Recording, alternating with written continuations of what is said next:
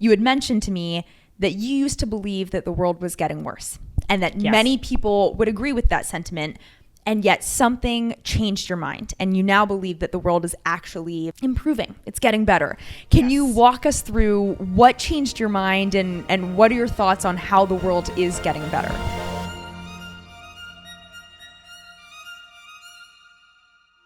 Hello, my friends. Welcome to It's All Magic. I am your guide, your host, and your friend, Devin Hine. And here we'll be discussing how to make your life truly feel like magic.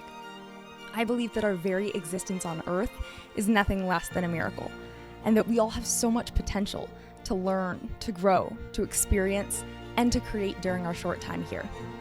It is both my passion and my pleasure to walk this path of life optimization by your side, where we'll discuss topics like passion, purpose, intuition, manifestation, physical well-being, and much, much more. I'm a yoga teacher, a meditation and breathwork facilitator, and a national board certified health and wellness coach. But more importantly, I am an eternal optimist, a lover of life, and a forever student. It is my hope that with each and every episode, you too will finally start to believe it really is all magic after all. Ready to dive in? Let's do it.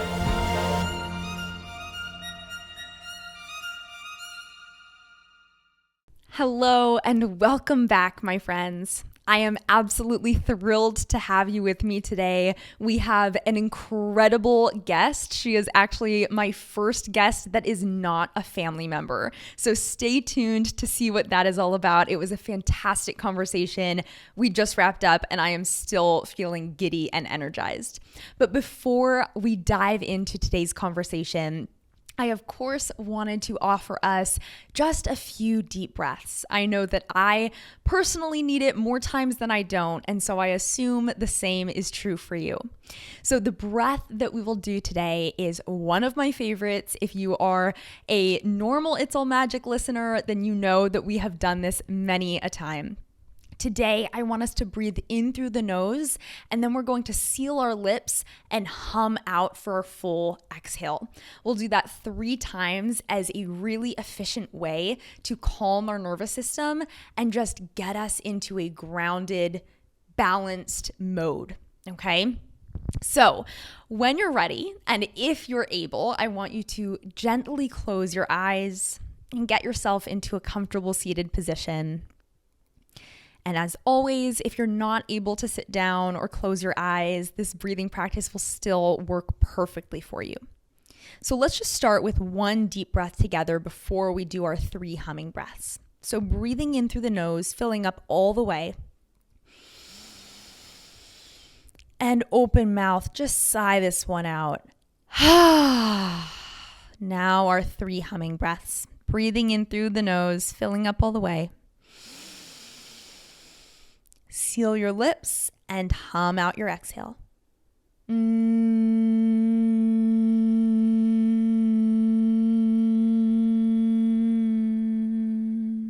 Inhale through your nose and hum it out.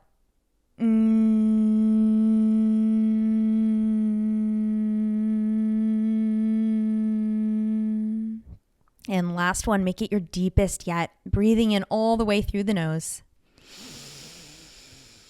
And seal your lips to hum it out.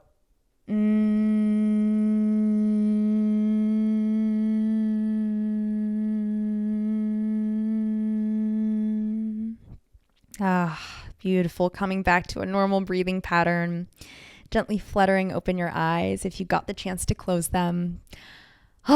With you now feeling just balanced and in the zone, I hope you really enjoyed today's conversation. Shannon was a masterpiece to talk to. So I hope you get as much out of it as I did. I'm sure you will.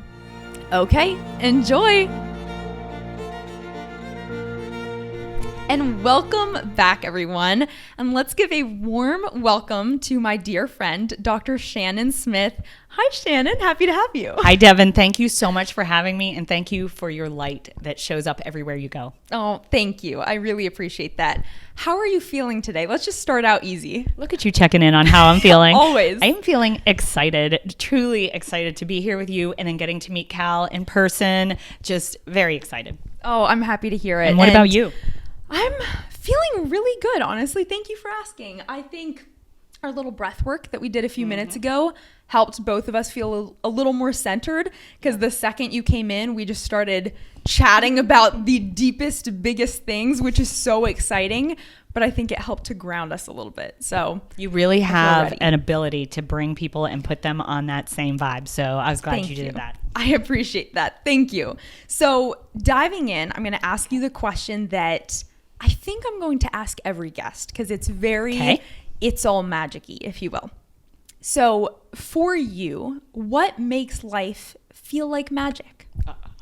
I love that question. And there are so many things. And when I say magic, I just think of pure joy, you know, just this amazingness that we have this life. And it's the connections in my life, from my children to my husband to my friends, my family, to my clients. And then the other big one is my animals. My animals bring me straight joy. Yes, of course. Yeah, before we hit play here, we were sitting here talking about how Shannon lives on a farm with animals and land galore, and that it really helped get her through COVID. So yes, I'm happy to hear that. Well, beautiful. Thank you for sharing. I love hearing what makes life feel like magic, because I have a theory that I'm still testing. Okay. I know you're into this. Having been a doctor, you're into the hypothesizing and then the testing. So my theory that I'll say right here, right now on air, is that the more people I ask, I think I will start to see the same answer time and time again. Because it's the connection. Is that always the connection? Absolutely. Yeah. Oh, okay. So now that we have the first question out of the way, let's just dive right into, who are you, Shannon? And what do you do? If you could introduce yourself a little bit to the people, just give us a little snapshot into your life. Okay. So that question of who are you is always so challenging. So hard. I want to start out with I'm a homo sapien. I don't know where.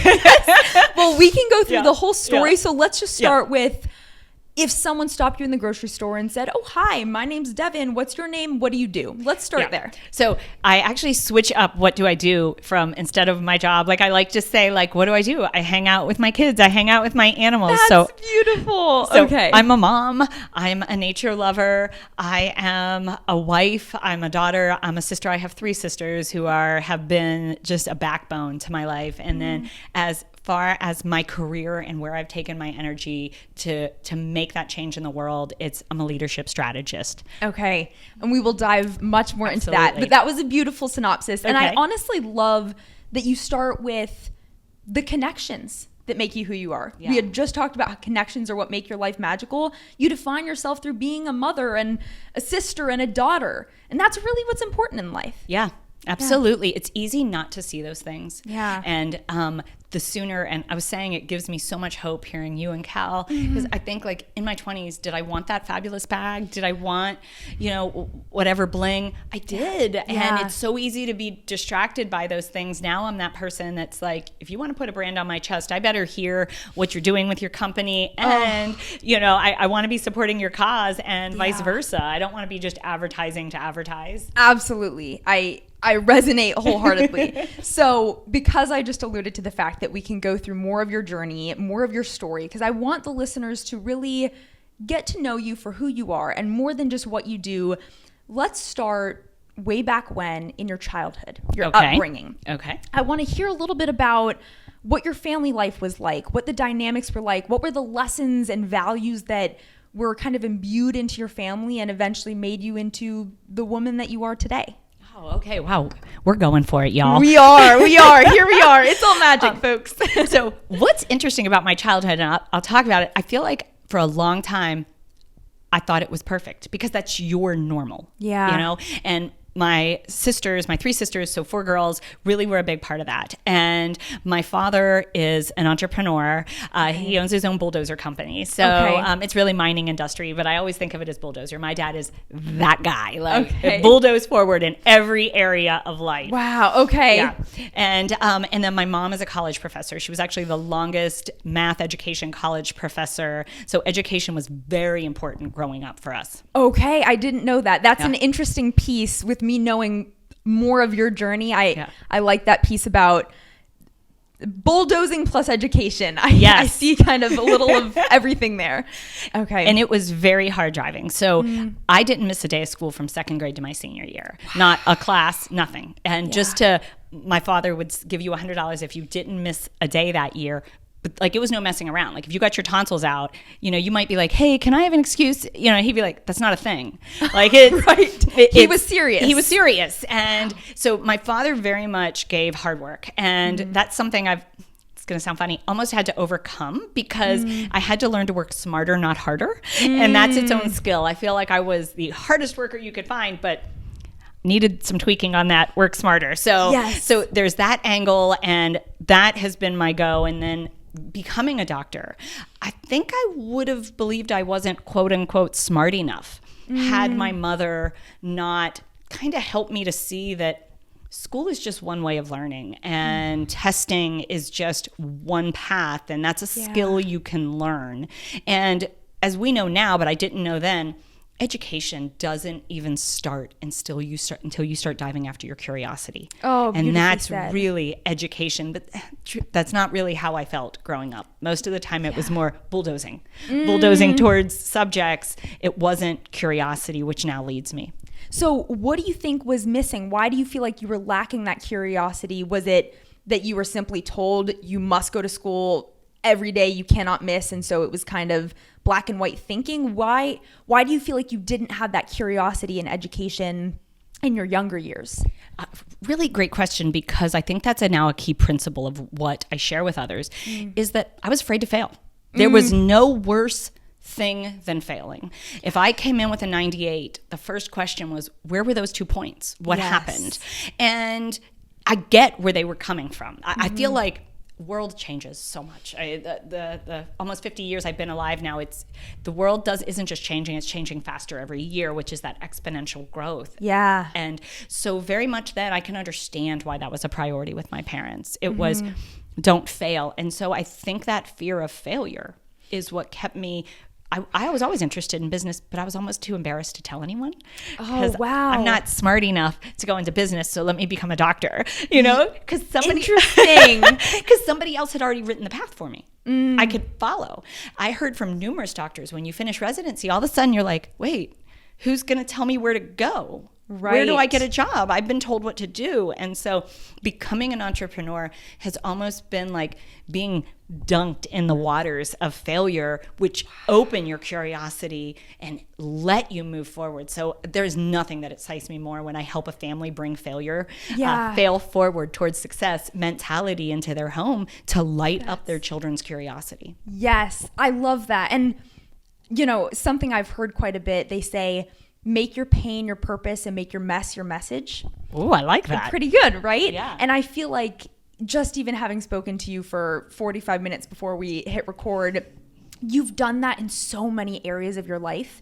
The areas where you yourself struggled, the areas where you didn't know what the solution was, but you knew there had to be one. And you just have that special thing about yourself where, unlike most people who are like, I don't even know where to start, I'm not going to try, you're like, I'm going to try. Yes. So I really appreciate that. So going back to what you were just saying about A, you didn't feel smart enough, and B, you had this debilitating fear of failure that I think many of us can resonate with even in adulthood. How did you work through those two throughout your journey? How did you start to kind of overcome those fears? Okay, so, and I heard you say in a previous podcast about that perfection. We all have that need to be perfect. And I think one of the biggest things was we were talking about my childhood. My parents, although they were considered successful, they're still married to this day, 50 plus years. Wow. Their communication, and I'm not saying anything new, talking trash on my parents, they cannot, their effective communication is pretty low. Yeah. But it's most of us, really. Absolutely. Communication is really hard. And so I think one of the biggest things that woke me up was both being a doctor and realizing like all my knowledge was useless without being able to communicate and connect with that person in front of me. Right. And then as well as my first marriage, I'd never failed at anything. And to get a divorce when I had a child was devastating to me. And it's that mess that becomes your message. That was my wake up, that the way I was communicating, Devin, you should understand me because I said it this way. Like, actually, that's not a thing. Like, yes. and like, he's not the bad guy. You all can't communicate. And fortunately, he's such a great guy. We're still working on that. We still get to work on that as co-parents. Oh, but beautiful. But you believe that you should, or that everyone. And so I would say failing at my marriage was when you look over and you see a little girl, nothing burns like a woman like going after to help her kid. Yes, absolutely. So when you actually tasted failure for probably what felt like maybe the first time, how did you work through that? I mean, when you were in the middle of divorce, feeling like I never thought this would happen to me. I thought I would be the one to get it all right. How did you walk through that? Well, I will jump back to, I notice now there were little failures along the way that help get me more comfortable. And so when I'm working with clients, I'm always talking about your goal is to get 1% better every day with every failure, with every whatever, communication 1%. Yeah. And so looking back, everything from trying to get into med school had numerous failures, getting in. And then as I shared with you, I struggled to get pregnant. And finding out at 30 as a pediatrician, sorry, you can't have children, like devastating. And working through being there's a saying in my house, and it's every problem has a solution with focus and persistence. I love that. So that was my mindset. I was like, no, I can feel I was meant to be a mother. I will figure this out. And so when I was down and out, and I mean after my divorce, like just laying in the bed, I don't have family here, and I'm like, where am I going to go? What am I going to do? How am I going to move forward? And first, I let myself be in pain. I really let myself be in pain. And before I got a divorce was the first time I had a therapist. Wow. Yes. So I didn't have a therapist until, my mid-30s or whatever. And after that, part of my pediatric practice was everybody needs a therapist or a life coach or something. I agree. Like, I have a trainer for my body. Get a therapist for your mind. Like, we need it. Yeah. And then I dove into communication. Like, I had gone to communication conferences, and it was like one of the big ones was finding out that nobody else was in charge of my feelings. Like, whoa, here I am. That's new. I had no idea, and I have a great story if you want to hear how I found that out. I would love to hear. I share this one on stage a lot because it's so wild. It's actually my first husband and I sitting in a therapist's office talking to the therapist, and I'm going, he said this and this and this, and he made me feel this way. And the therapist looks at me and went, he said words and you had your feelings. I was like, excuse me? And he was like, and I was like, did you just hear what I said he said to me? And the guy said again, he said words, you had your feelings. And then I'm thinking to myself, now you made me feel mad. Like, I'm mad at you now, right? Yes. And I really couldn't think about much else for 2 weeks. And once it hit me, I was able to explain it to my patients a little differently. So I'll explain it in case there is anyone out there that's like, no, other people can say things and they hurt your feelings. Yes, they can, but you are in charge of deciding. I would say, here I am as a pediatrician coming in your office. You're used to bubbly Shannon. And I come in and say I said something rude and hurtful. So I'll ask you, Devin, how would you feel if I walked in and I said something really cruel to you? I would probably be pissed. I would probably be sad in some way, missing the old Shannon. Yeah. All of the negative emotions. Of those. And so then I like to say, what if a 1-year-old wobbled in, could barely talk, and mumbled the exact same words? How would you feel? I would say babies will be babies. Yeah. And like that usually creates that click of like, no, it's our interpretation. So it was all these little pieces along the way that was like, and my daughter was just such a motivator, looking over at her and going, get up. And so like I began, and you can hear the emotion, like, being that mom of like, you got a 2-year-old, hop up, like you worked so hard for her. And I just started doing like things for me. Everything from, we talked about how I really dove into nutrition. Yes. And changed the way I was eating. And then I made it a rule that I jogged her every morning to school for almost 2 years. I'd put her in a stroller. We even had like a snow cover for those days. And I worked with the school so that they would take her stroller and leave it there for me. And I would come back. But that just invest in you. And my mom gave me that advice. Like she's like, Shan, just keep investing in you right now. It's your turn. So that, and then, really working my way through that to the other side to keep working on me. And that's where I'm just so passionate that parents, when we work on us, our kids magically start to see that, and they start to pick it up, and they start to work on them. And as a pediatrician, like there's nothing more important to me than seeing these kids healthy, and it starts with us. Absolutely. I think that's so beautifully said. And I know all over your Facebook page, Badass Boss Moms, you talk a lot about that, where your children will see what you do and not necessarily hear what you say. It's all about what you're actually role modeling. And so I'm just thinking about your 2-year-old daughter from such a young age, to see her mom actually invest in herself, take care of herself, follow her curiosities, her passions, and try to improve herself. I mean, I have no doubt that has stuck with your daughter ever since, that was a seed you planted so early on, and that will serve her for the rest of her life. It's so, like, there's nothing more important to a mom. Like when you told the story about, in one of your podcasts, about your eating disorder and hearing your mom's pain, like that's everything. Like, so it's amazing how, like, when you resonate it, and that's your hope as a parent. You never know. You just never know, but you keep hoping to keep planting those seeds towards your authenticity, towards, absolutely. I've actually had my kids say to me before, why aren't you like other moms? In what way? Like, I don't cook very often.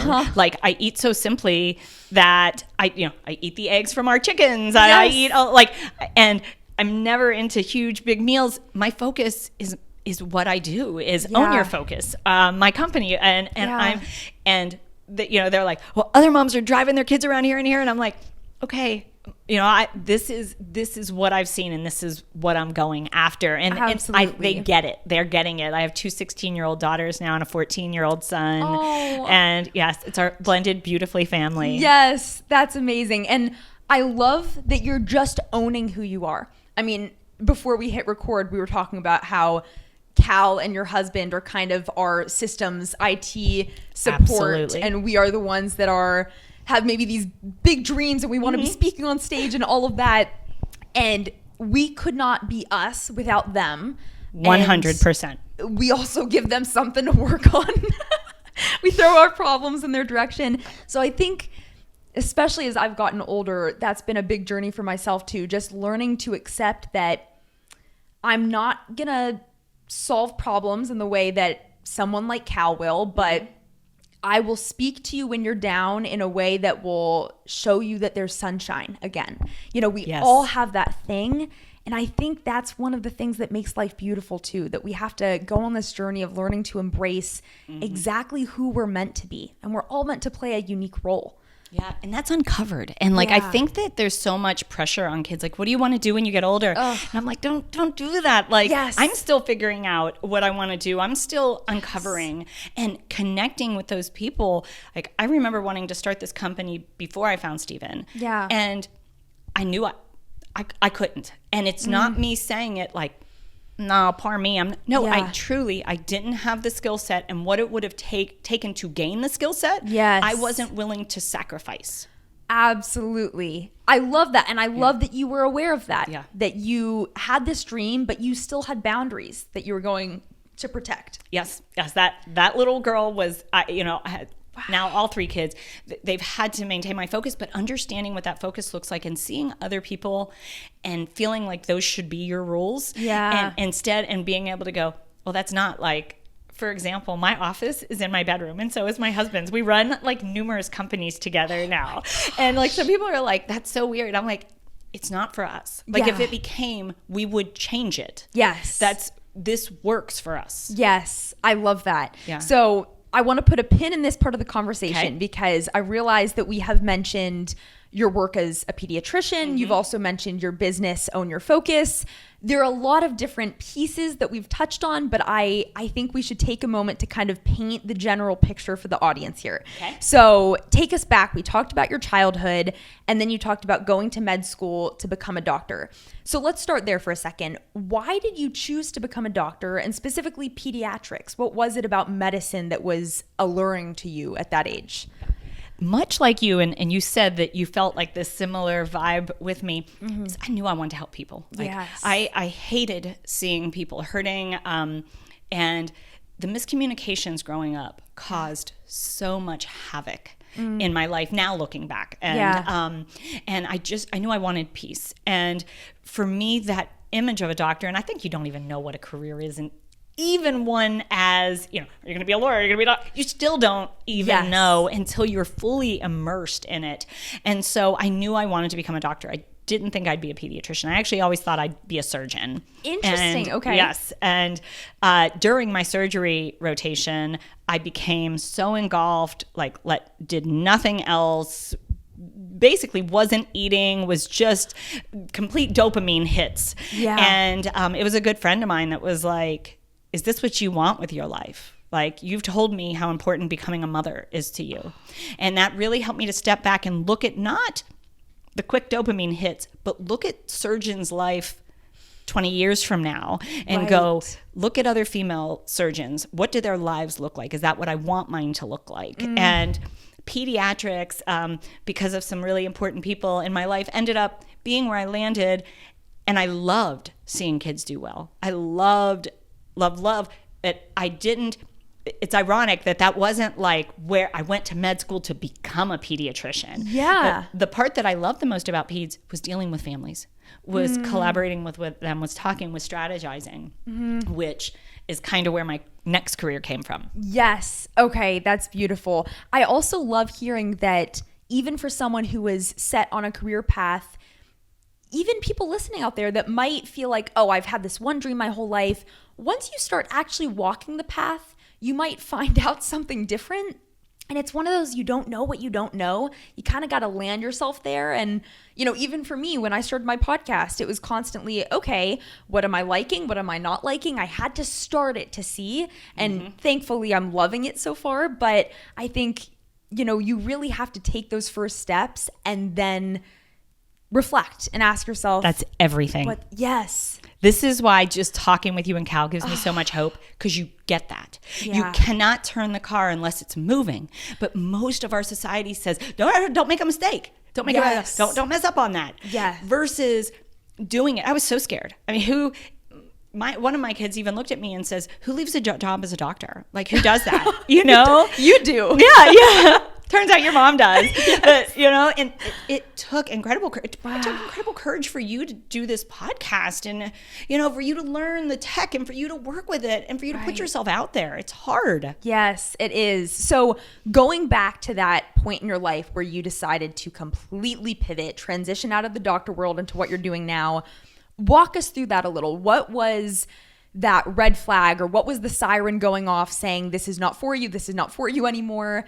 Just walk us through what that part of your journey looked like. Absolutely. And it was a super slow transition. It was a very thought out, strategic. So it really started out when I just depressed, anxious, stressed out children, families, unhealthy, so many different ways. And I really had a naive vision coming into peds that, let's just, everybody's so happy and healthy. And, as I was sharing with you that it was like, I was not from Huntington, West Virginia, and I moved here to go to med school, and I just happened to be in the middle of the heroin epidemic right as my pediatric practice started.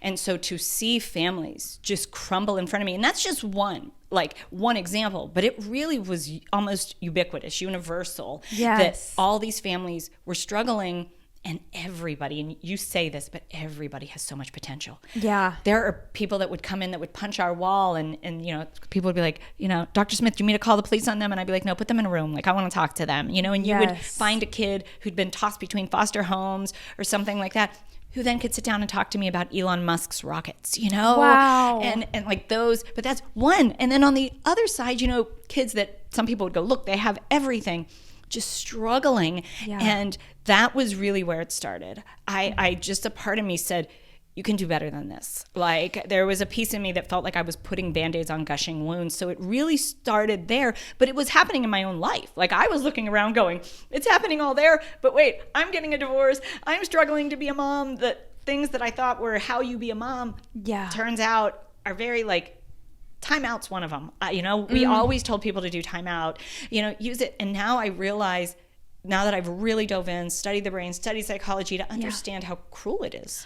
Yes. To separate in that way. There's other tools, there's other ways to use, but many things that 20 years ago, heck, they were saying don't breastfeed then, Right. So it's that information was not getting to families in the most effective way that I felt it could. So when I started putting it into my practice, like everything from hanging signs about how we communicate to, even other small tools about how to break down problems, I was starting to see the results with my family. And that's when the families I worked with, that's when I was like, I need to bring this to a larger audience. And that's what clients and patients were saying. They were like, you need to share this with others. And so that became how.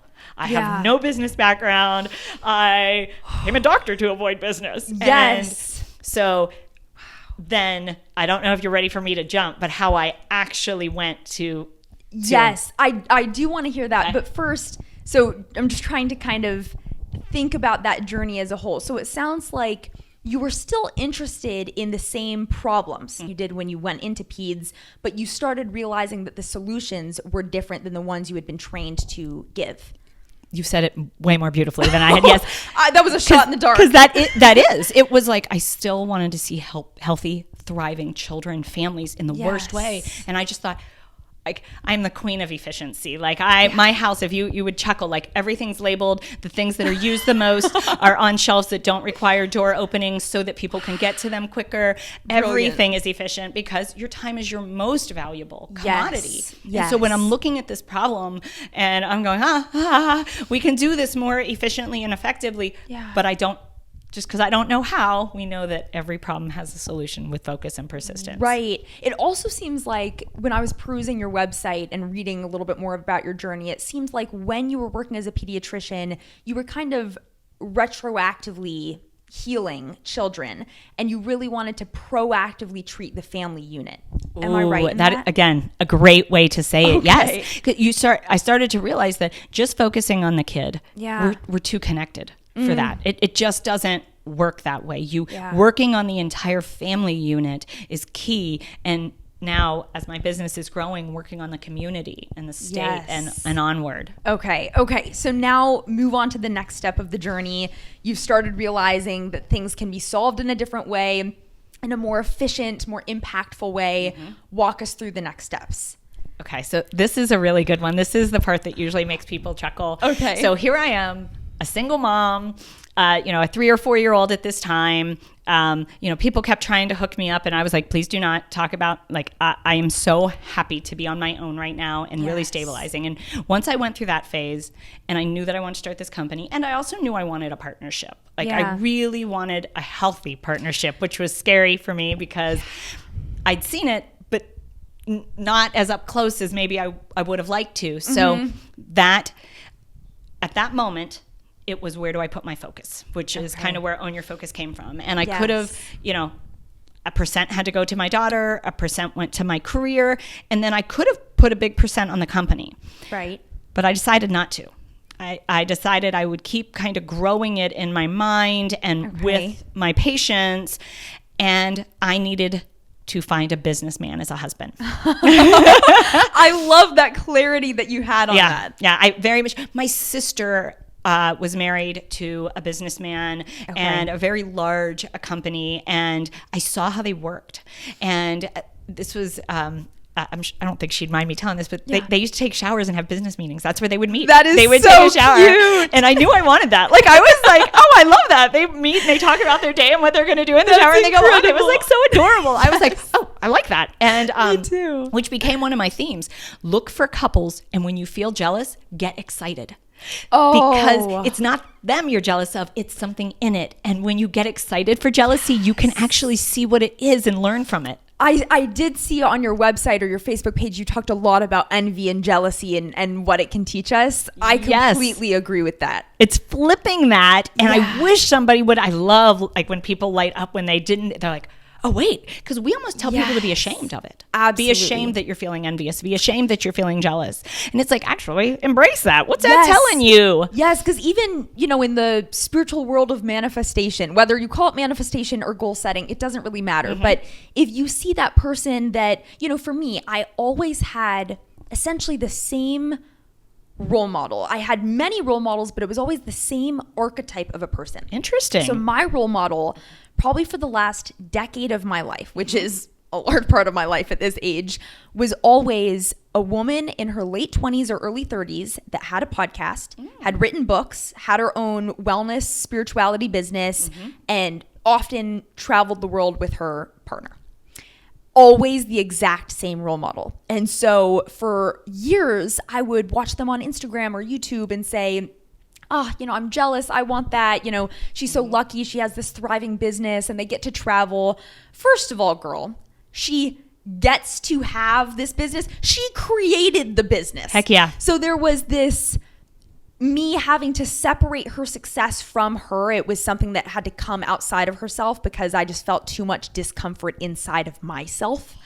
And so then as years passed, I realized, wait, there's clearly something here that I want for myself.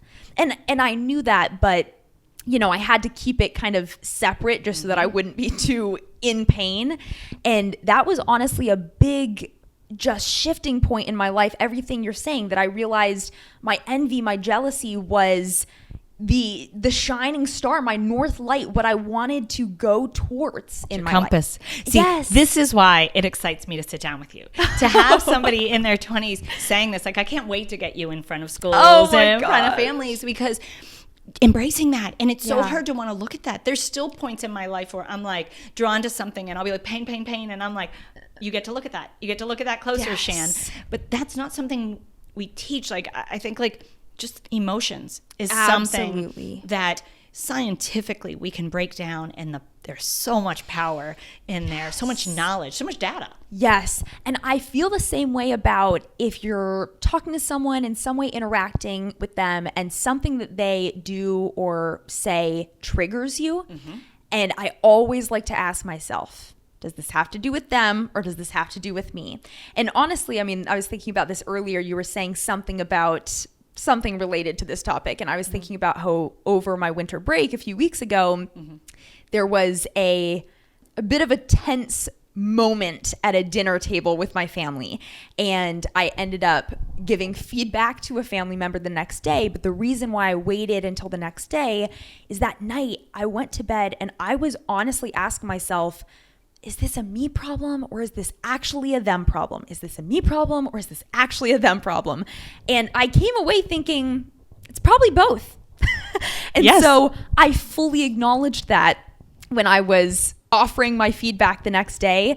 And I said, I get that I'm sure I might be particularly sensitive to this particular thing, but I just wanted to share how this behavior made me feel as well. I love that right there, your insight. And then the fact that you can have a crucial conversation. Plug for Women Warrior Summit, which was critical. Like, I brought my mom to that because I think it's really hard to go back and talk to someone. So first you paused, which is like a super skill. I love teaching people the power of a pause. And then for you then to analyze, sit back. Because it's so easy for us to fall in that victim drama triangle. Of, oh my gosh, can you believe they?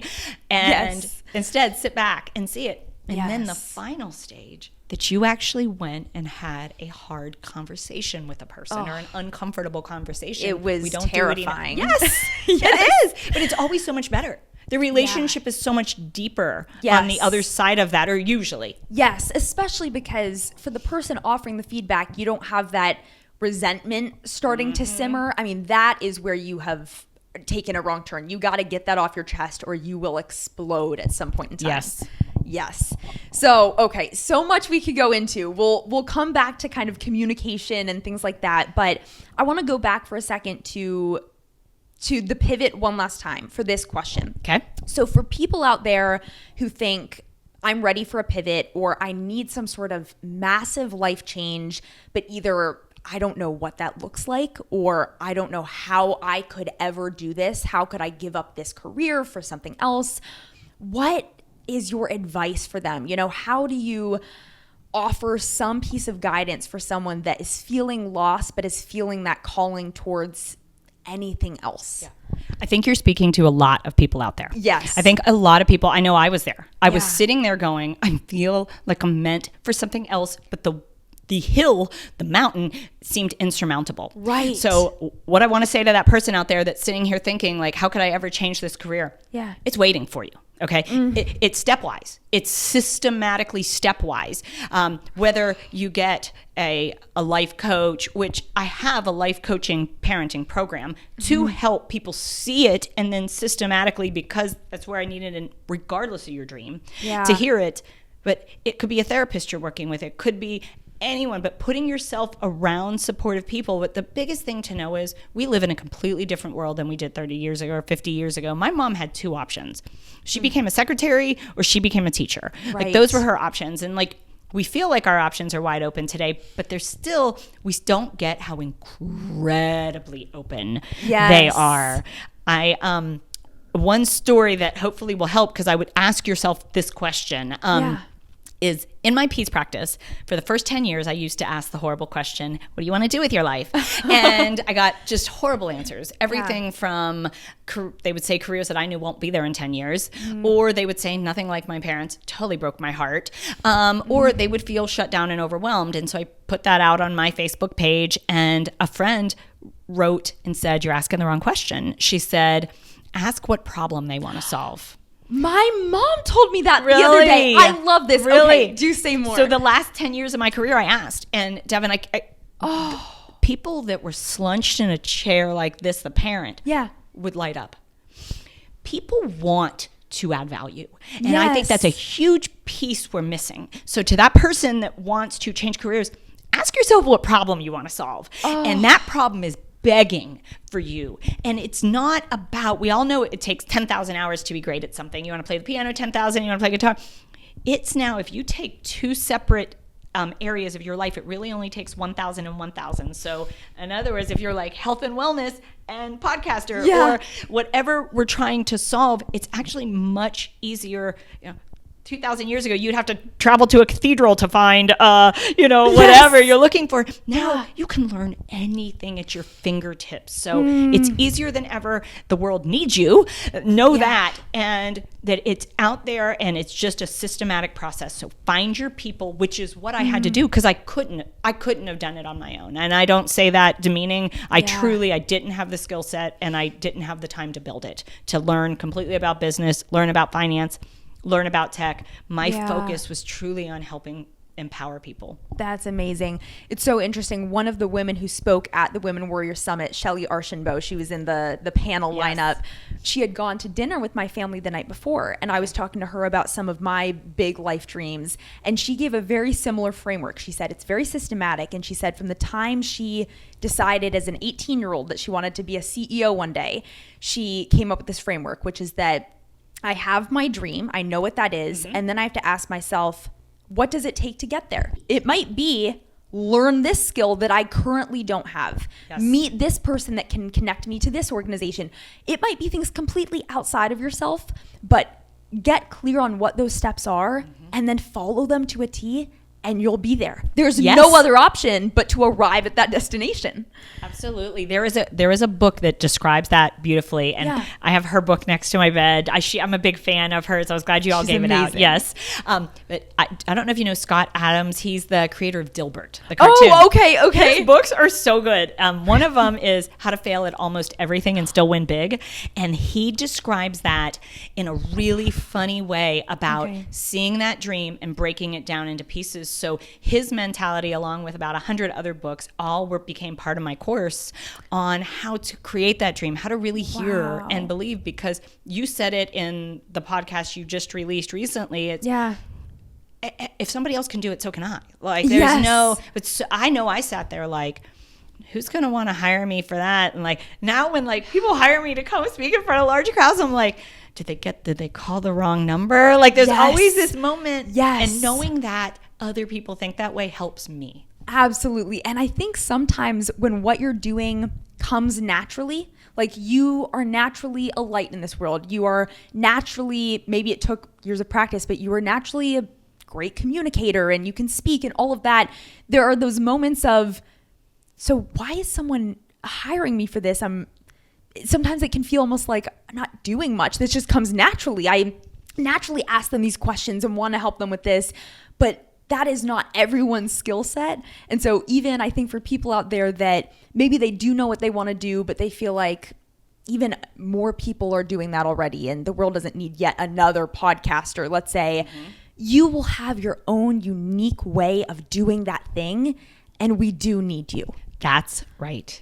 You nailed it. Because your focus is there. That's what I've picked up on. The more you focus on something, the more you don't see anything else. So you assume it's already been done. Right. And that's really just a part of how our brain works. I love talking about, we actually have over 1 million pieces of data hitting our senses every second. Okay. And part of our brain called the reticular activating system narrows it to 50. Okay. So 50 data bytes. So you're sitting there focusing on look at that podcaster, look, everybody in their 20s is traveling with, and that's what it becomes. So you go, there's no way I'm needed. Right. When it's just not true. Like, I thought I would be like, I'm sure everybody wants to solve problems with Elon Musk. Like I talk to my friends, they're like, Elon who? Like, I'm like, oh my gosh, don't you just want to hang out and nerd out and break down problems with him? And they're like, no. I'm like, They're like, no. Yeah. Oh my gosh, I love that. So the reticular activating system, I've heard of that before. That's the part of your brain that essentially, if you are wanting to buy yourself a yellow Volkswagen Beetle and suddenly you see them everywhere, that's your RAS, right? Yes, absolutely. Okay. Like when I couldn't get pregnant and I was devastated and I was walking around,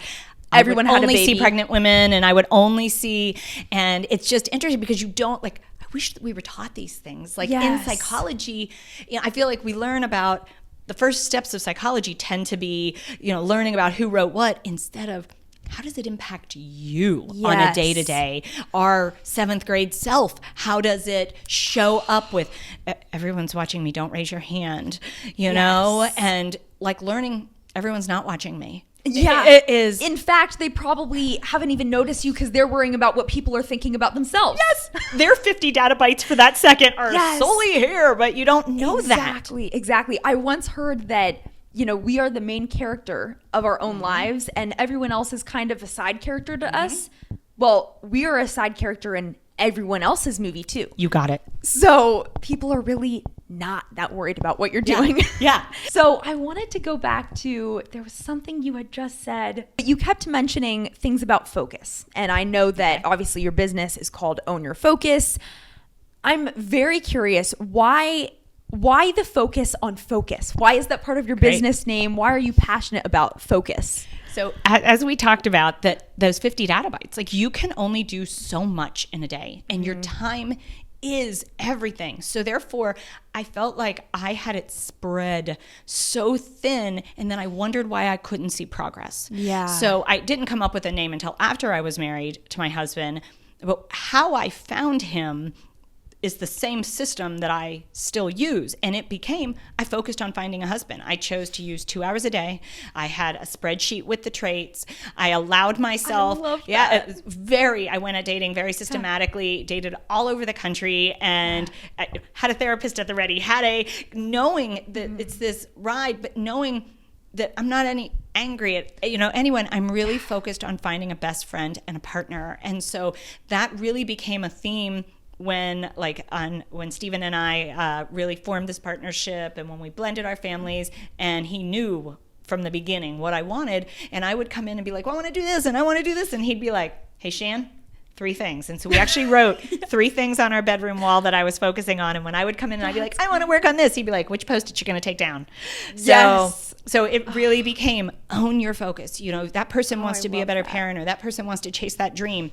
Understand, like for our clients, we have them write out what they do every hour of the day for a week. Okay. And then you take those and clump them into what are those? And then we do that with the money too. So to say, where does your money go? And then you can priorities. If you equated, priorities are just your time and your money. That's all it is. So they might say their priorities are one thing and then they're another. And I'll still struggle with that some days. Like I'll be so frustrated with the state of the world. Yeah. And Stephen's like, well, where's your focus? And that helps me to pull it back and look at my time. Where am I putting it? Where am I putting my money? Go back after that. I completely agree with that. So funny, sitting at the dinner table last night, Cal actually said, I had a realization today. It has to do with focus. He said, I realized that the quality of my day actually depends on the quality of my focus. And all of us were like, wait, that was really eloquent. Do say more. And he explained that it doesn't even matter in a way what he's doing throughout the day, but if he is giving his full attention and focus to it, by the end of the day, he's like, actually, that was a good day. And the days where he feels scatterbrained, that's never a good day. Oh, that is a really good observation by him. Yes, exactly. And quick story about that. It actually brought me back to this meditation retreat I did in the middle of college. It was this weekend meditation retreat on Ohio State's campus. We had reserved one of the gym rooms.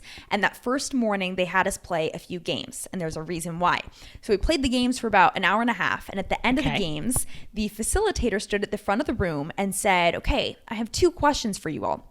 And I want you to be really honest. He said, first question, raise your hand if you actually had a good time playing those games. And I would say about 25 to 35% of us raised our hands. We were actually having a good time. He said, second question, raise your hand if you gave all of your focus, attention, and all of your heart and soul into the game, even though it didn't matter. The same people that raised their hands in the first one raised their hands again. Boom. It's so beautiful. It's been really a journey of learning about my focus. Like in medicine, I would be charting and somebody would come over and ask me about a prescription and I'd tell them and then I'd write down the wrong thing and I would go home fried, frazzled. Yeah. And once I learned, there's a UC Irvine study about when you're interrupted, when you are in a high level, focusing on writing, focusing on your podcast, when you're interrupted, you don't, like my kids, hey mom, where is my shoe? It might only take me 3 minutes to find their shoe, but the truth is it takes an extra 20 plus minutes to get back to that state. Wow. And when you are in that state of focus or flow, it's a joy. So we talked about being connected with others, but there's also this connection to yourself with focus. Absolutely. You get into that flow state. Yes. Okay. So for people listening out there, all of us listening right now who struggle to focus, this isn't a data point, but I might venture to say that this is the least focused our world has ever been. We have 1,010,000 distractions at every millisecond of the day. And what are some of the tools and tricks that you do use with your clients to help them kind of hone their focus? Yeah. To own their focus, right? Oh my gosh, exactly. So I have some great ones because focus is a skill. Yeah. Like I think that's a misconception right up front. Yeah. Like people will just be like, oh, I have ADHD. And I'm like, maybe you haven't practiced focusing. Like, and so to practice focusing, it takes just that. So I have a 60-year-old CEO, love him, that he's like, okay, Shan, help me. And he was like, okay, I'll meditate 20 minutes. And I was like, stop that nonsense. I was like, we're going to start with 1 minute. And so it's everything from that 1% of working on things tiny to I do the thing I don't want to do every day is what I do first. I get up and before I send that email, too bad, do it now. And so you don't allow your brain to, because your brain will be like, oh, don't do it, you're uncomfortable. Do it right now. Okay. And so that's one of mine. And then the other one that like I'll come to Steve and I'll be like, I didn't finish that book, I didn't whatever. And he'll be like, did you open the document? Did you write the first sentence? And so it's so amazing how once you get started. So when I told you back as that single mom, I would jog. Well, every morning I woke up and I didn't want to, but my stroller was by the door. My clothes were right there already laid out, and it became that automatic. And so I create habits in my life, but it starts small. So say I want to go to the gym every day, and there's one day I don't want to go, I still drive to the gym and drive back. Brilliant. Because you creating those habit loops is what builds your focus up. Right. So without letting that go. So sit down, write for 10 minutes. And I will study and write in about 10, 15 minute chunks. Yeah. And usually I hit snooze and ignore that alarm. But there are times where I don't. And I'm like, that's okay. There's my focus. So I have clients work on defining what they want to focus on. Okay. And then we have tools, and then we have accountability check-ins. I love that. Do you also have a take on how many priorities we can actually have at once? Because I've heard kind of different data on this. I want to hear your take.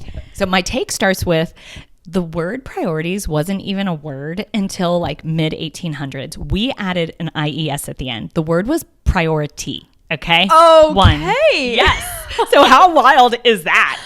Wow. And now that's we hard. live in this world that it is priorities. You really don't have an option. Like I recently read about the data we take in a day, and it's something like 18 movies worth. And that's everything from a stop sign to, your tablet to whatever. Yeah. And that was more information than someone 2,000 years ago, the wisest person, got in their entire life, what we take in a day. Wow. And I think it's so important to know that, to understand that physiologically we don't evolve on that exponential curve nearly as quickly as technology around us. Yeah. And so one is, regardless of the number of priorities, give yourself grace. Oh, thank you. Yeah. I heard you say that on there, and that is one of my big ones. Like our brain actually, when we beat ourselves up, and shame is a huge piece of that. Like shame was such a big part of my life. Yeah. And shame actually reduces your probability of learning and changing. And when we don't know that, we want to be like,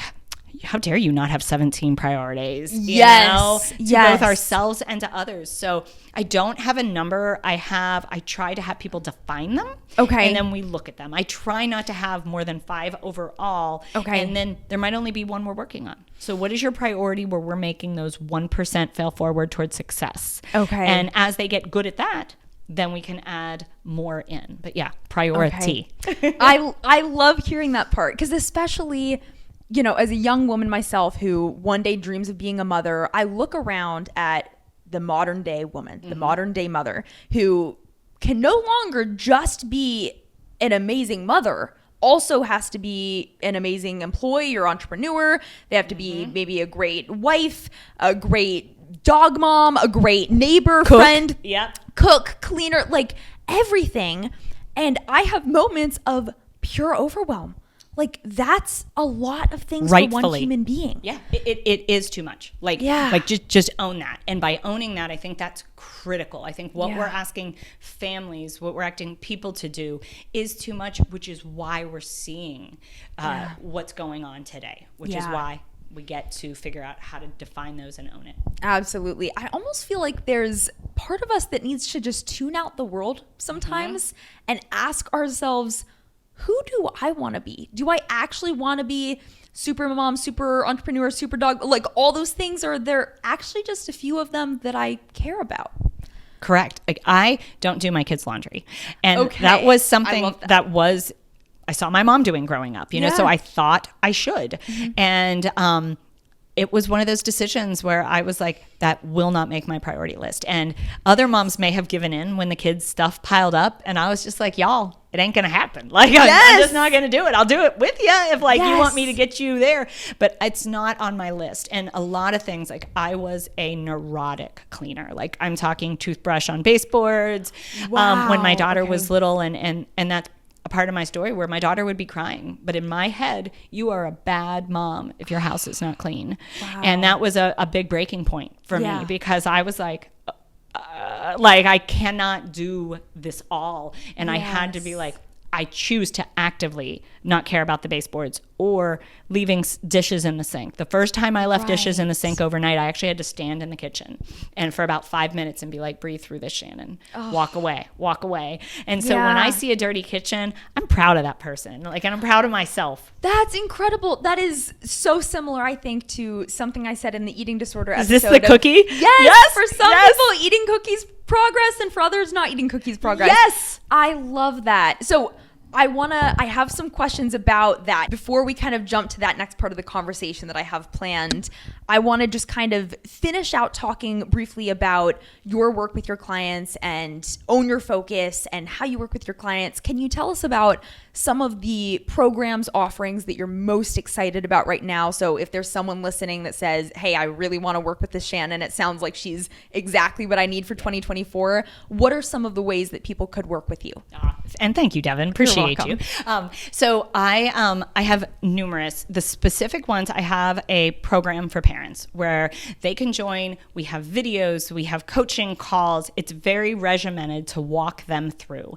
And some people stay for a month, some people stay for 3 years and on. So it is an immersive, own your focus, up-level coaching program. And we have it for all different levels of where people are at to meet them, ultimately to see their family thrive. So that's great. That's one for those family that are ready to dive in. And then the other one is I work with companies, organizations, and governments. So I do workshops, own your focus leadership workshops, where come in, we assess how the company is working, where the information flow is sticking, and then we dive in and we have the hard conversations to move them forward. So I love both sides of it.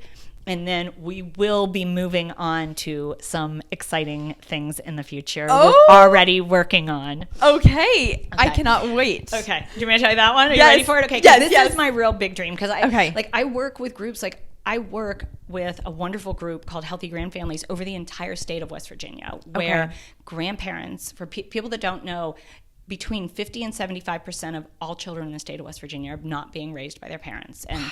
And I'm a big believer that we should be raising in tribes. Like, yes. It takes the village. Amen. But this is truly where children are not getting what they need. And I know these tools work. Like, they're not, I mean, I've snagged from everywhere. It's not like I've magically created them. I feel like I've helped create the box and then I continue to iterate. Like, you know, we know to keep making changes.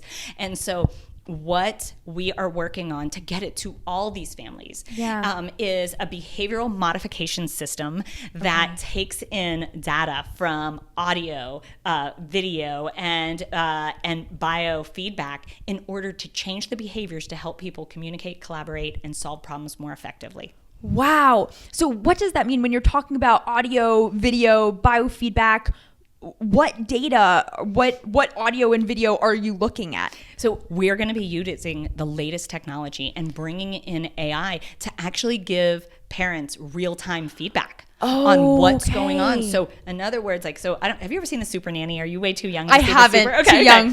So The Super Nanny was a show where the super nanny from England would show up in your home and coach your family on how to parent for a week and then see what happens. Okay. And so anyone that's seen the show at a moment, if they have kids, went, I wish Super Nanny was in my house. Okay. I know I felt that way. Or like when my kid says something and I want to have the right words to respond and I don't have them. Yeah. We are literally creating a system to take in data, analyze where communication can be improved, and then give the person, that parent, real-time feedback, because we know that what we say, how we say it, impacts where your brain lights up. Right. So if you as a child or you as a coworker, your brain's lighting up in your amygdala, that's fight, flight, or freeze, you're not learning. You're not connecting. Whereas we know that we can help your brain to light up in the neocortex based on the words, your tone, and your body language. And so we're going to be able to say, drop your shoulders, lower your tone, you know, pause, say nothing right now. And that is my ultimate goal, to give families real-time and employees real-time communication coaching right there for them in order to say what they want. And I'm sure this happened to you where, you know, you said something to somebody and somebody seems offended and you're like, I have no idea why they're so offended. Yes, absolutely. That is so interesting. So earlier we touched on your tips for focus. I now want to touch on your tips for communication. I know that's a huge question, but just based on the challenges you're helping your clients solve, even in their day-to-day life with their teenage daughters, whatever it may be, what are some of the few tips that you come back to time and time again around healthy communication? Okay. So yes, massive topic. I love it. And again, I struggle so much with it in my personal life, which is why it will always be where I'm going. Make your mess your message. Yes, absolutely. I can't wait to snag that one. I love it. Is number one is people won't hear you until they know you're listening to them. And that's been said more eloquently, but ultimately it's our job to listen. Yeah. And we miss that. As a parent, I think we've been told time and time again, talk at them, or bosses. Bosses are kind of like, hey, let me talk at you. And that, if that worked, I'd be right here telling you.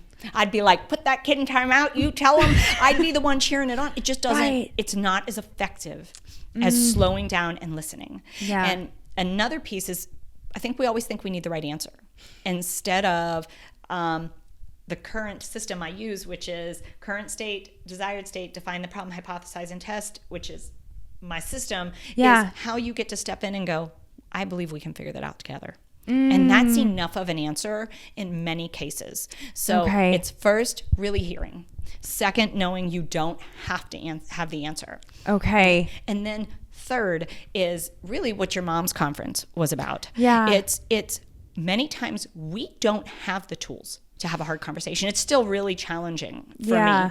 And so to understand the difference between nice and kind, I think we're told so often, you should be nice. Like, you should be nice. And so nice tells you it's not your job to tell somebody where your boundary was. It's not okay to tell somebody when something doesn't feel right. And then you get stuck between, I just can't be around you because I have no way to communicate with you. So right. Okay. That was beautifully said. Thank you. And I really like, it seems like there's this thread of collaboration in communication that we often think of. You said you don't have to have the solution. We often walk into a difficult conversation thinking, I have to tell them the way I want this to be instead. But it kind of sounds like, based on your tips, it's more of a, hey, there's this thing that's, posed a problem in our relationship or something I'm struggling with, and I'd really love your thoughts on it. How can we work on this to improve our relationship? I like that we versus me piece. Well, you said it with you and Cal, and I'm totally going to share. I want to share that clip. It was like, it's us against the problem. Yes. And so often in this world, it's me versus you. And we are even on a scientific level, we are all in this together. The better you do, the better I do. Yeah. And so when we can look at these and come at it, and that includes communication, step away, stop the arguing, learn to slow down and listen. And that becomes a huge problem, because most of our communication today is these just clips versus let's really look at the data. Who paid for that? Where, why do we think this? Let's take a look. And that takes time. Yet when we solve it, we solve it. And we get to move on to the next obstacle. Absolutely. Okay. So because you talked about how we're all in this thing called life together, and the better one person does, the better we all do, I want to move on to a topic I know you yourself are passionate about, which is, you had mentioned to me that you used to believe that the world was getting worse, and that many people would agree with that sentiment. And yet something changed your mind, and you now believe that the world is actually improving. It's getting better. Can you walk us through what changed your mind, and what are your thoughts on how the world is getting better? Okay, absolutely. I love, this is like one of my beginnings of most of my talks. Because when I had my daughter and I looked, and I'm thinking, oh my gosh, look at the news. Look at everything. I brought my daughter into this. What was I thinking? And that and looking at all these children I'm taking care of. And so I really said, I'm going to dive in, and I'm going to look at the actual data, because this is heart-wrenching. Yes. And I believe it's about 90% of Americans also believe it's getting worse. And that's what I see in my talks when I say, hey, who believes in, I try to say in general, who thinks it's getting better, who thinks it's getting worse. And then I love to say, actually, it's not getting better. It's getting massively better. And that's what's so exciting. Everything from 2,000 years ago, people lived till about 18. 18. Imagine the knowledge drop that happened because of that. And even 1900, my grandfather was born in 1900, which is pretty wild. My mother's father. Oh my gosh. 50. And then to today, we're living much longer. Now, I do want to see health span to really make it, and I'm excited for that, but we have to be able to communicate to get there. Yeah. And then everything from, people starving, our food problem. Yes, we have our own food actual problems, but the number of people that have access to food is massively better. And then the reason, I think it's about 11% of people are still really struggling. It's more because of our ability to communicate and share it than it is to create it. Absolutely. And then you can look at murder rates, oil spills, wars. It's a massively lower number. Like looking at the past 700 years murder rate, it's a massive drop. And whoever looks at it, that's not how the news tends to report it. Okay, well, 700 years ago in Denmark, they don't say that. We tend to look at it very microscopically, but when you truly step back, just you and I having this conversation. Yeah. Right now we can talk to people. That's incredible. Yes. Even the fact that we can share information and knowledge digitally. I could speak to you even if you were in France right now. It wouldn't matter. That being able to collaborate in teams, share our knowledge so that we can put our minds together and solve the world's problems that still exist. That's powerful. 100%. Yeah. Electricity. When's the last time you got excited when you turned on a light switch? And I really tried to. Or my husband had us live on a boat with 3 little kids. I love that. It was such a good shakeup to be like, okay, we have water. Even though we had water on the boat, you had to be really careful. Or just all these basic things. So I like depriving myself of things. I try to do silent retreats. I think they're so good for us. And just to get uncomfortable, because it's just amazing what we have here. And people don't have it, but we assume everybody has lights. They don't. Absolutely. I think it's half the world that doesn't. Yeah. It's so funny you say that. I don't know why I'm even mentioning this on air. It's almost silly, but I was reading this fantasy fiction book I'm in the middle of last night. And in it, there's a scene where this one character almost dies. He gets out right in the nick of time, and I could emotionally feel the relief. He was kissing the ground. He was thanking God, the universe, for his life. And I thought, wow, in those moments where either you're deprived of something you usually have or you almost lose your life, you are grateful for the simplest of things. Yes. And I think we just need to come back to that more often. If you just, going back to the reticular activating system even, if you train your brain to focus on everything that's going right, you suddenly see magic all around you. You nailed it. You nailed it. Because it is. The fact that I get to walk in my backyard and not be afraid a lion or another tribe is going to come in. And I really try to think about that because I'm in my woods alone a lot. Yes. And to be like, wow, what, how far humanity has come. It really, I'll use your word magic because are you kidding me? How did we go from living in the savannah to having a home, to being able to connect with somebody? I would have. Right. It really is amazing that we're even here today. Right. I completely agree. So looking at how the world is improving and about how we can better collaborate to move it forward in that direction even further, how do you think we can all play our role, play our part in continuing to make the world a better place? Okay. So I think that is such a big question. And I think one of the biggest things that I've come to realize, because as that pediatrician, when I looked and I saw this problem, I was like, how in the world do you solve a problem this big? What textbooks is it in? Yes. And so that's really how I moved through pediatrician, through life coach, into a leadership strategist, because I was like, how do you solve big problems? And so the problem I'm using to help families is the same system I've used for dating, the same system I've used for companies, the same system. And one of the biggest things, and we take it for granted, is freedom of speech. Right. And freedom of speech isn't just the words I'm saying.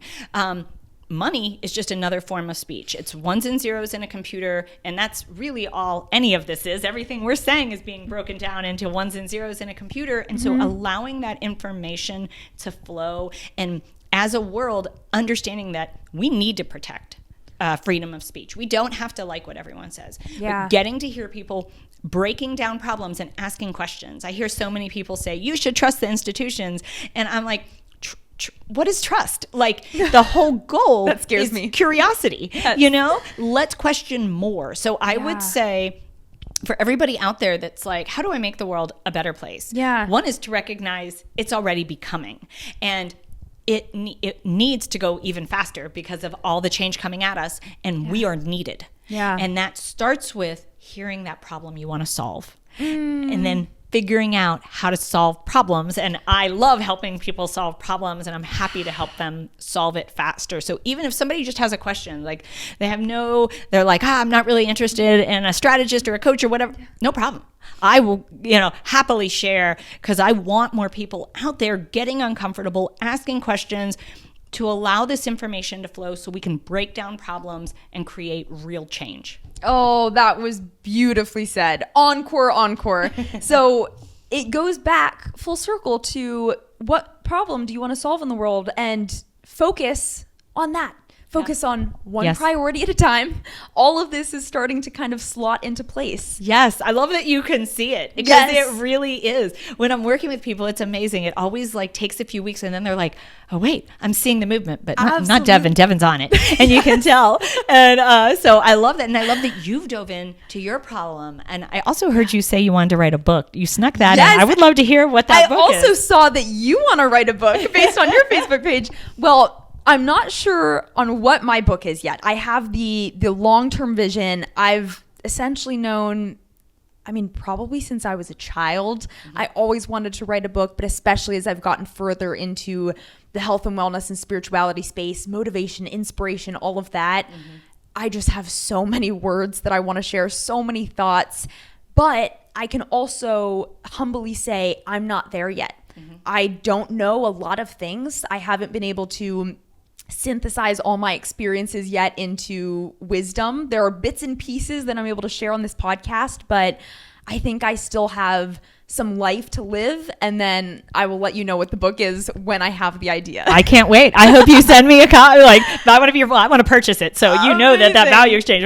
I want that copy. I'll put you on the list. Yay. So what about you? I saw that you want to publish a book this year, right? Yeah, I have so many. Everything from the one that gets the most attention, people ask me, no, seriously, how do you systematically date? And like a business. And so I need that one, just because people are always like, I want to find a great partner, and we can do better things with great partners. Right. So that one's on my list. But my dream TED Talk is the 3 steps to solve all the world's problems. Oh my gosh. And so turning that into a book, and that it's the same things we're discussing here. It's a problem solving system, transparency, and defined goals. And so being able to iterate on all those and work through, we can solve any problem. I love to say, I don't have the answers, but I have the system.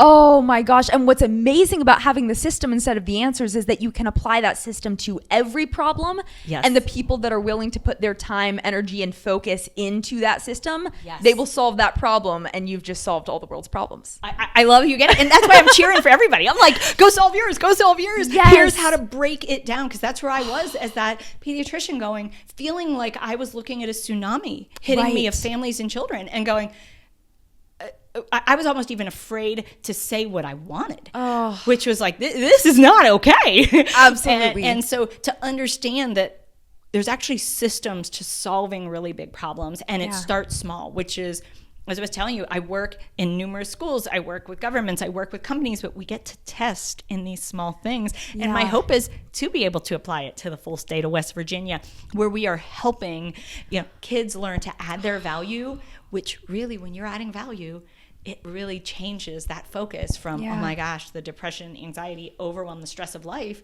to the joy of helping each other. Oh, that's so spot on. My dad always says that jobs are dignity. And even if it's an unpaying job, like me sitting down and giving this podcast at this point in time, it is a sense of confidence and pride and dignity. It gives me a purpose, a reason for being here. Yes. So I'm a big fan of everything you're doing, and I cannot wait to listen to the TED Talk whenever that comes out. Keep me updated.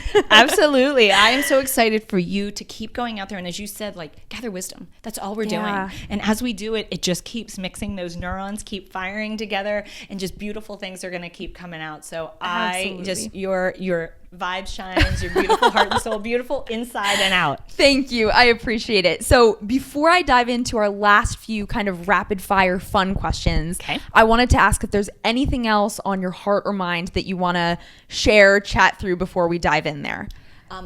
just so I don't miss it, I'll throw it out there. Yeah. That I deeply believe every person has incredible talent and value. So if you're out there and for one moment you were saying, not me, I'm not good enough, that's just not what the data shows. It's just not. You absolutely have incredible talent and value. Our current understanding is it has taken billions of years to create you, to create me, and for a moment insulting that through anybody. I mean, I very much saw people, well, that person's a piece of whatever. That's just not a thing. It's not if you're smart, it's how you're smart. So if somebody, I hope they take away that truly each of us has incredible talent and value, and we get to tap into that. And that's the greatest resource today is humans. Mic drop. It's not if you're smart, it's how you're smart. Thank you for sharing that. That was the perfect note to end on. So a few rapid fire questions. I will say rapid fire, but you can take your time. So don't feel like you got to shoot it out there.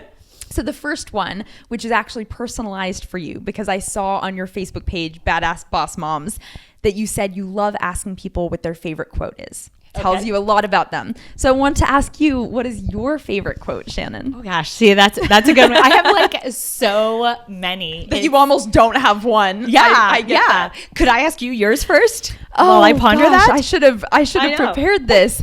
I'll go with one that we actually spoke about at the dinner table the other night. I wouldn't say this is necessarily my favorite quote, and I'm also going to botch it because I don't know it word for word, but it's essentially that people will forget what you said and what you did, but they'll never forget how you made them feel. Maya Angelou.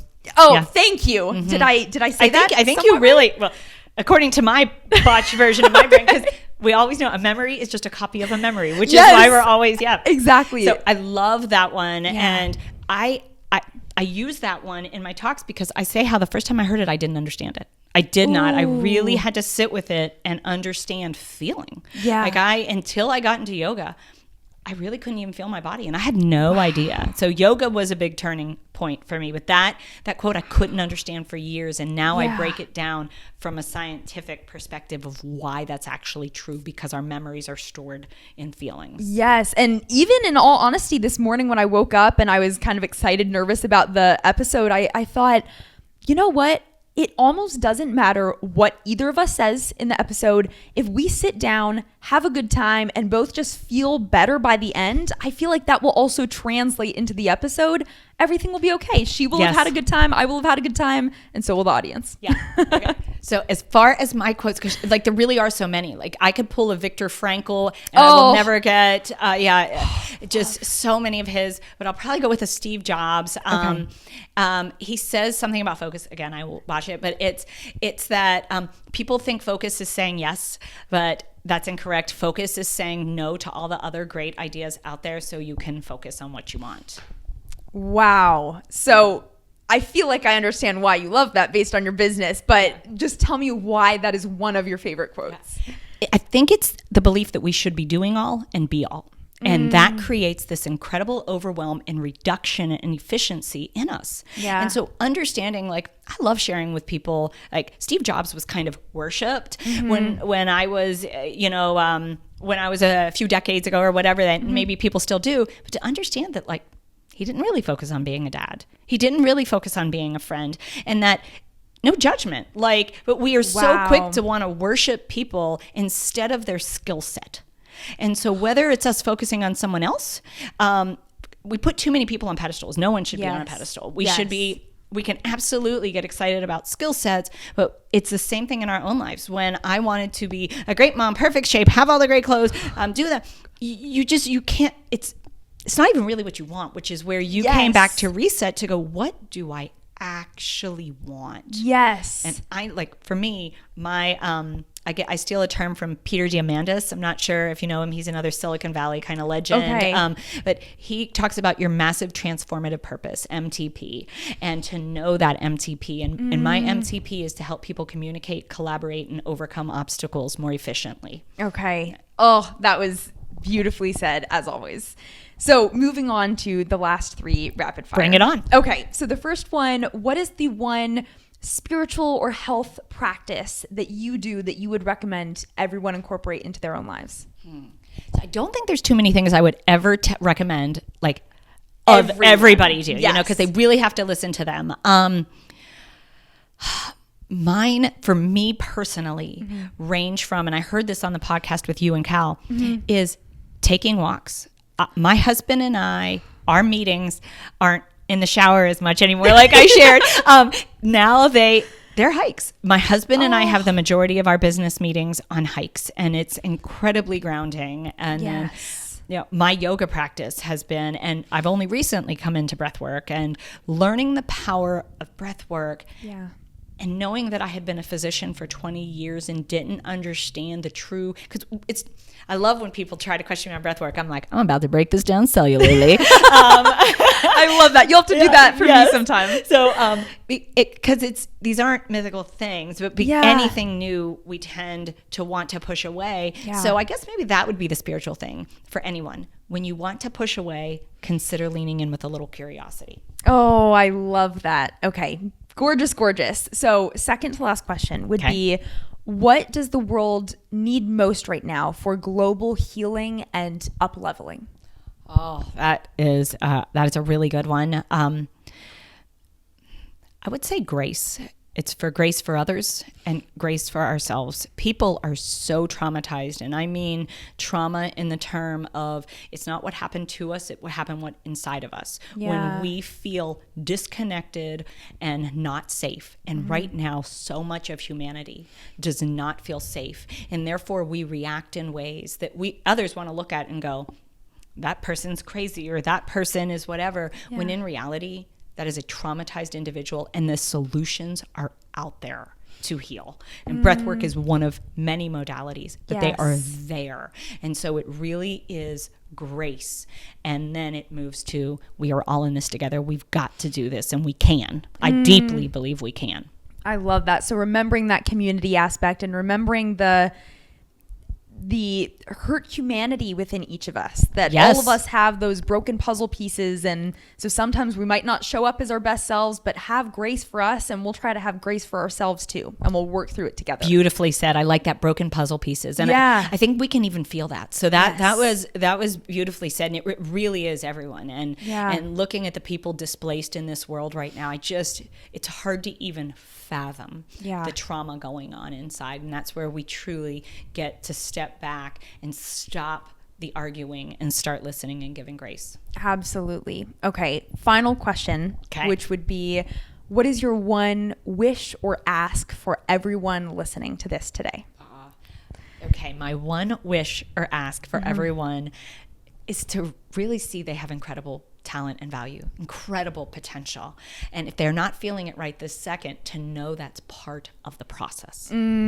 Okay. Oh, I just got chills from that one. I loved that. So wrapping up, where can people find you if they want to peruse your website, see what your offerings are? Where can they find you? Okay. I'd say the best place to start is my website, which is ownyourfocus.com.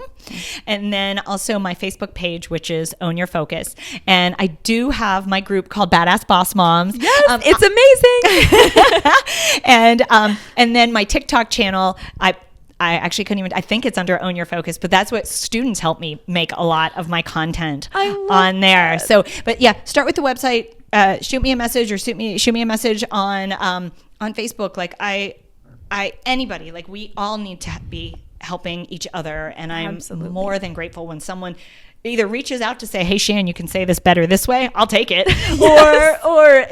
Or, hey, can you share what you learned here? And I'll happily share where I read it or whatever. I'm just grateful. We're truly all in this together. So thank you. Like, I was beyond honored when you reached out. Again, I had that moment where it was like, did she accidentally message the wrong person? And then to find out that I was your first non-family guest is beyond an honor. And I can't wait as everything you do continues to light the world. We're just going to shine those lights together. So thank you, Devin. Thank you. Well, thank you for coming on. Thank you for sharing your wisdom, your optimistic and well-researched ways of looking at the world, your systems for solving problems. I think people will take so many nuggets away from today's conversation, and that is all thanks to you. So thank you for being here. Thanks to you. So I appreciate you. Absolutely. Of course. And for everyone listening, we will see you next week. Hey friends, I hope you got as much out of that conversation as I did.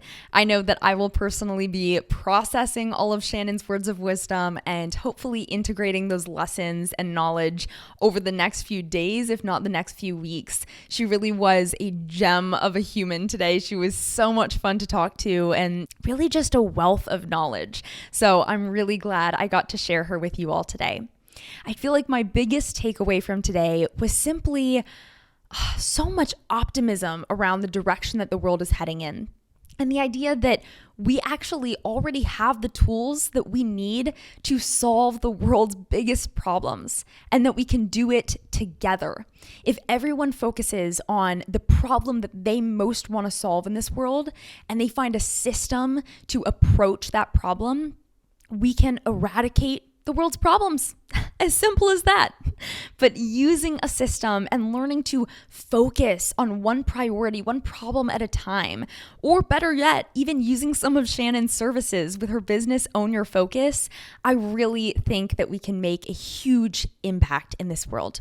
If you enjoyed today's episode, please rate and review this podcast either on the Apple Podcasts app or Spotify. Go ahead and follow me on YouTube as well. If you don't want to miss these episodes, you can follow me at Devin Rochelle Hine. And lastly, if you think that there's a family member or friend that could really get something out of this episode, you think they would enjoy it, you think we said something today that they really need to hear, please send it to them. Please share it. You know, I created this podcast so that we can share the wisdom, the knowledge, and best of all, the magic. I will see you all next week. I already cannot wait. Okay, bye for now, my friends.